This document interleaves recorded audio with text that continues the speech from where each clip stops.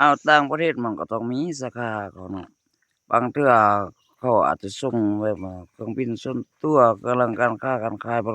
เขาส่งบ่ได้ดีอะนะธุรกิจผู้ใดอะนะพวกออนไลน์อะส่วนสาขาใหญ่อยู่เวียงบ่นี้เนาะแล้วก็สาขาเล็กๆน้อยๆอยู่บ่นั้นบ่นี้หรือว่าอยู่ร่วมเวลาส่งให้เขาอยู่ร่วมนำอนุสิทธิ์พวกแสงอรุณบ่พวกส่งด่วนนี่นะอันนั้นก็ต้องมีแหละ สาขามันแต่ละประเทศนะสมมุติว่าอยู่เมืองลาวเนาะประเทศใดอั่นเอ่อส่งของออนไลน์เขาได้ขายดีอั่นจั่งนั้นจั่งนี้นะต้องสาขาใหญ่ต่างหากอยู่เวียงกันนั้นเขาก็สิส่งแบบว่าเสริมแบบอนุสิทธิ์บ่จั่งนั้นจั่งนี้อะนะ